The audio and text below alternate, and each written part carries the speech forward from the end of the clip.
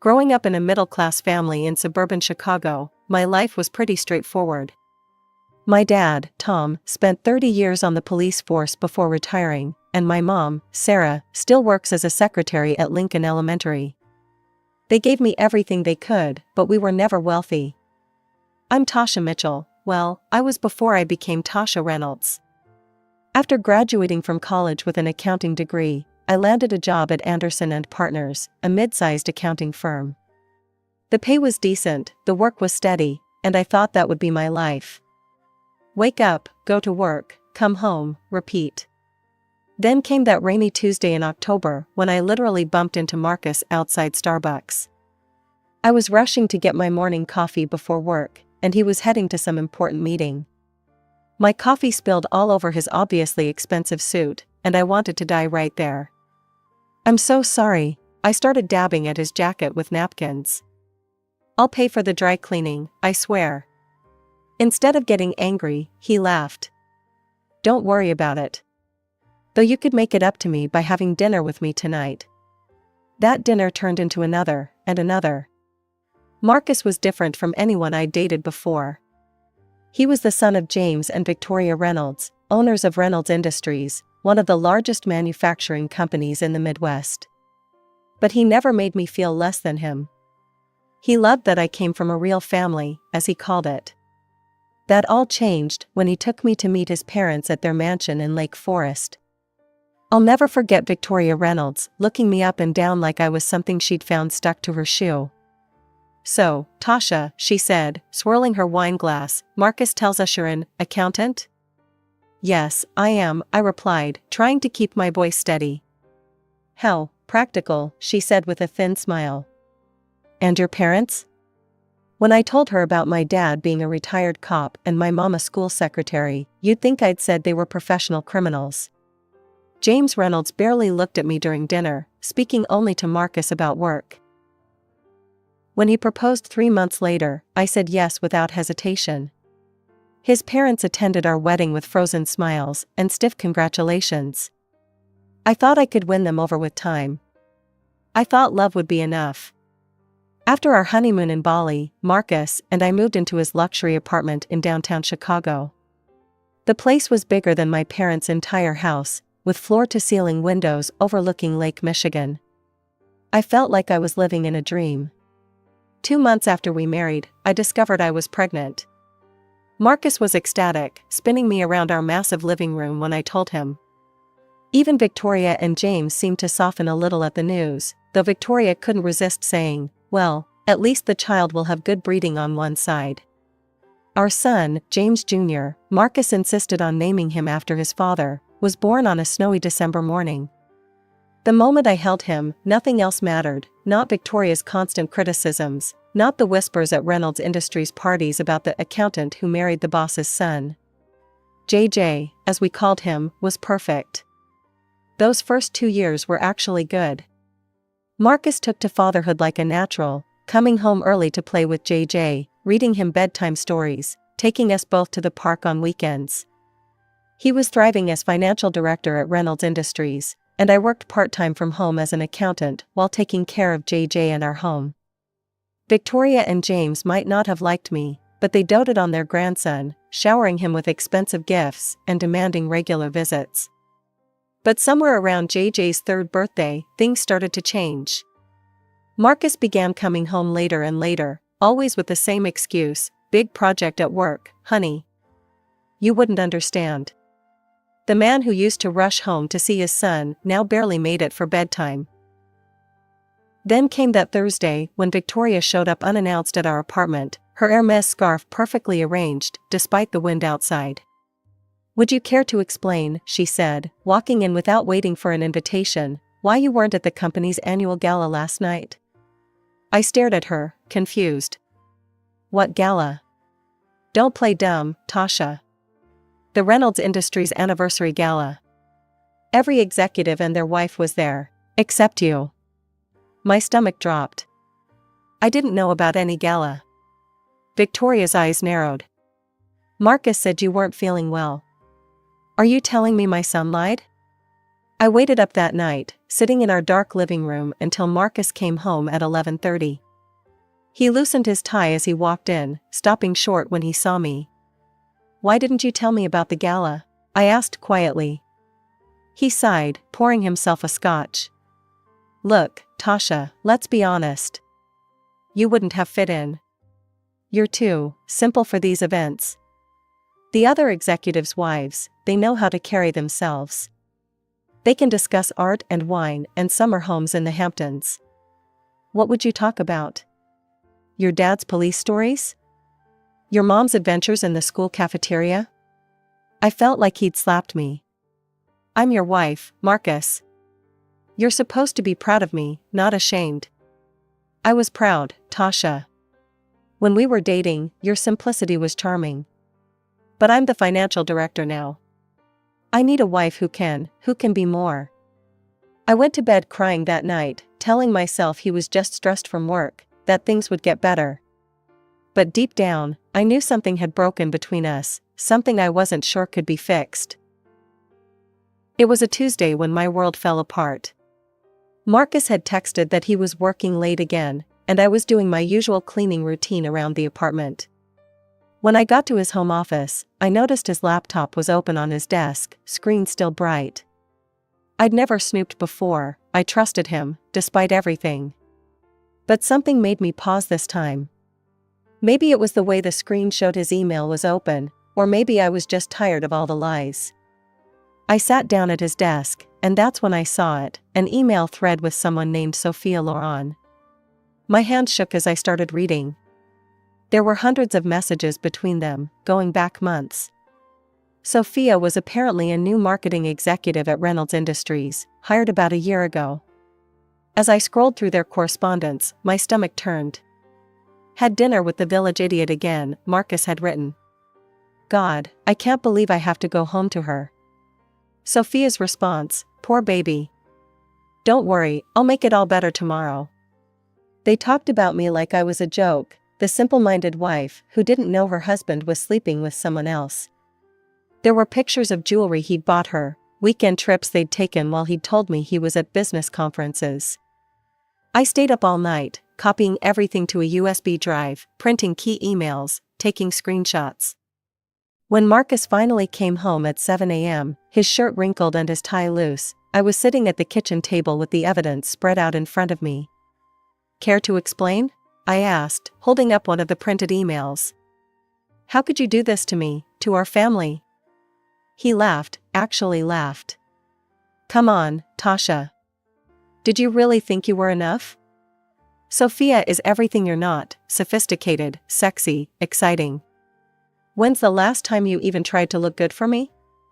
I've been taking care of our son while you've been screwing around."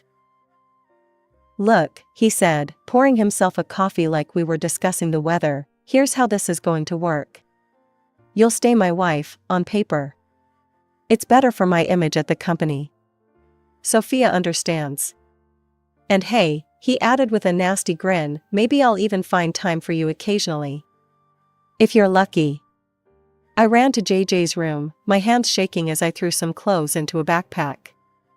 JJ was still sleeping, clutching his favorite teddy bear. I gently woke him up. "Baby, we're going to visit Grandma and Grandpa for a while, okay?" Marcus leaned against the doorframe, watching us. "You'll be back. Where else could you possibly go?" I picked up my son, grabbed the backpack and my purse with the USB drive, and walked past Marcus without a word. Through tears, I drove to my parents' house. Mom opened the door in her bathrobe, took one look at my face, and pulled me into a hug. The divorce papers arrived 3 days after I left. Victoria Reynolds personally delivered them to my parents' front door, wearing a satisfied smirk. "I always knew you weren't good enough for my son," she said, handing me the envelope. I'm just glad he finally realized it too. But what came next was worse than anything I'd imagined. Marcus wasn't just filing for divorce, he was suing for full custody of JJ. His lawyer filed papers claiming I was an unfit mother, painting a picture of me that was completely false. "Your Honor," Marcus's expensive lawyer said during our first hearing, Mrs. Reynolds has exhibited increasingly erratic behavior over the past year. She drinks heavily, creates scenes of jealousy without cause, and has become unstable. Thank God I'd saved all that evidence.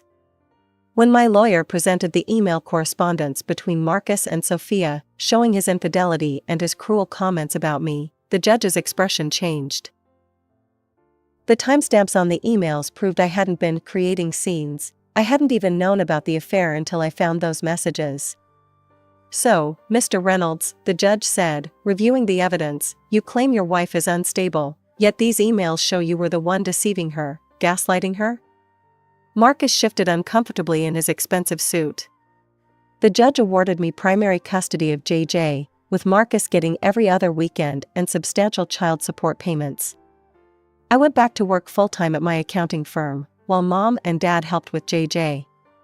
They were amazing, turning their retirement years into full-time grandparent duty without a single complaint.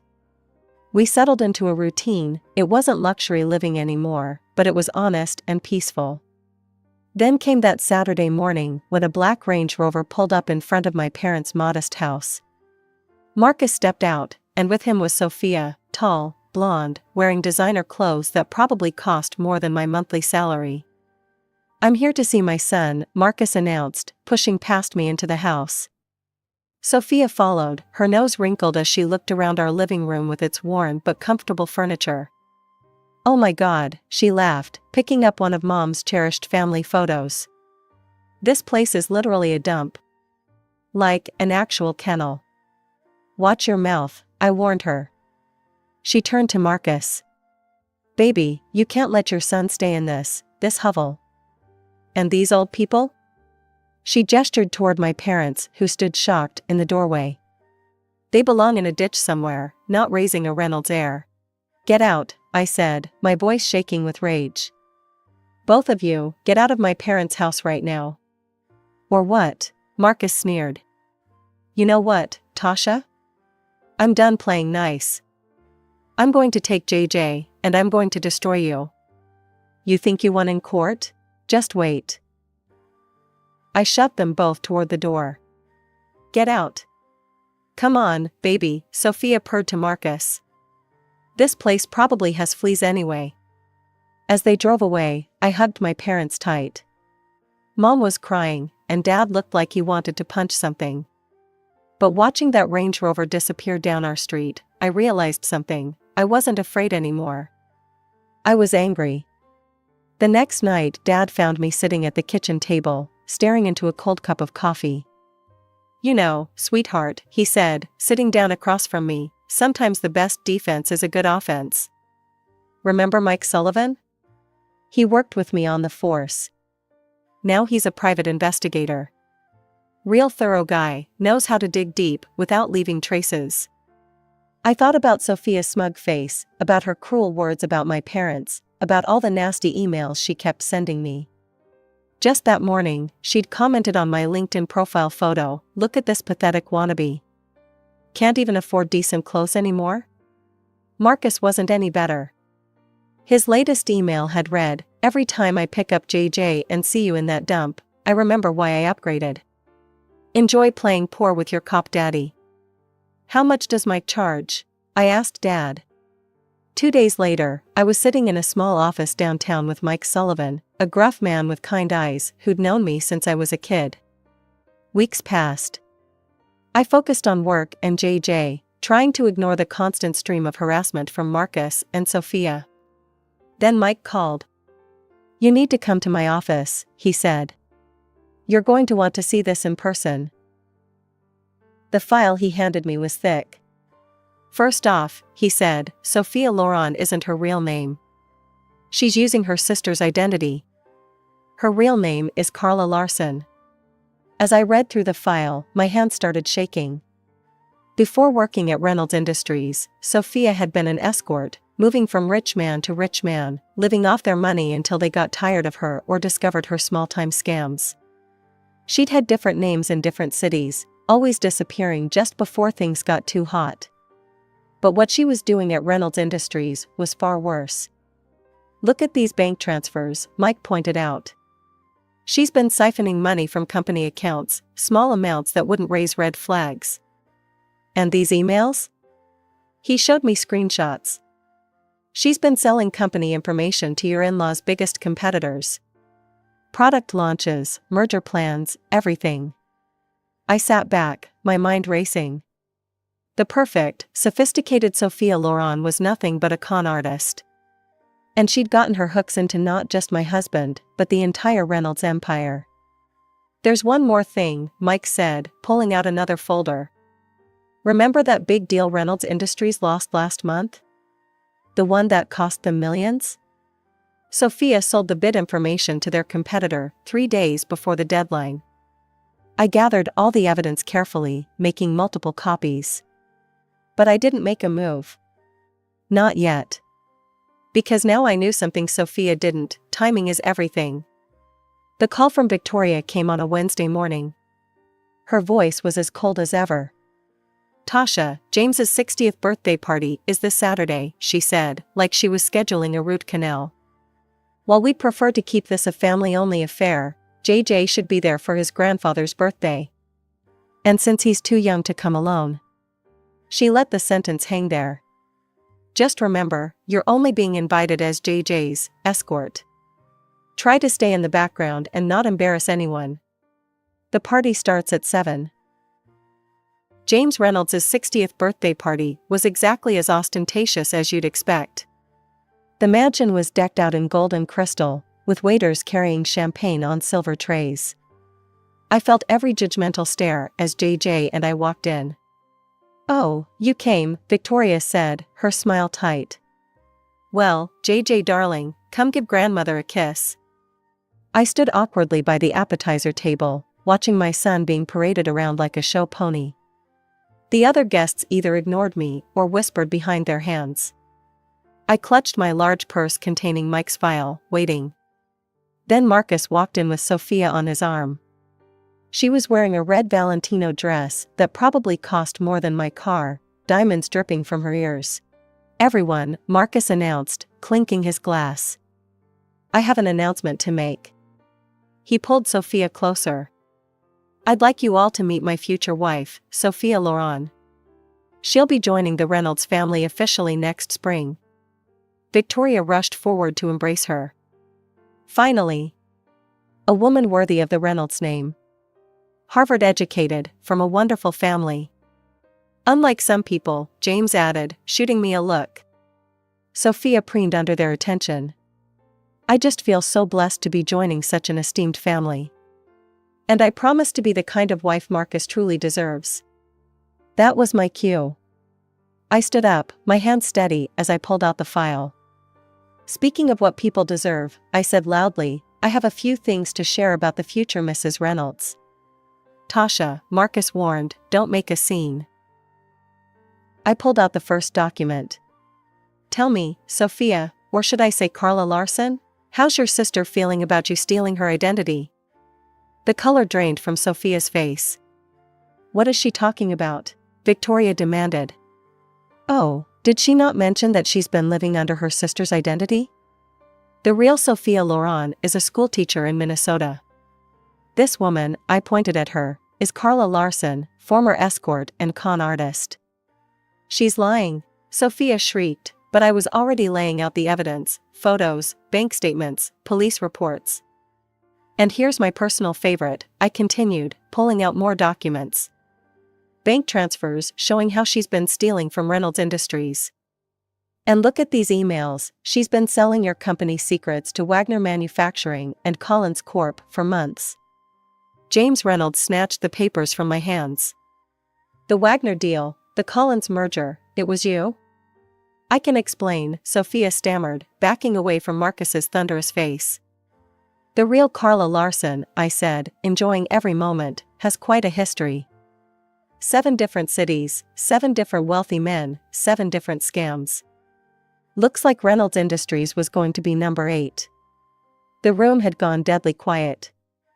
I watched their faces change as they read through the evidence, Marcus's confusion, Victoria's horror, James's growing rage.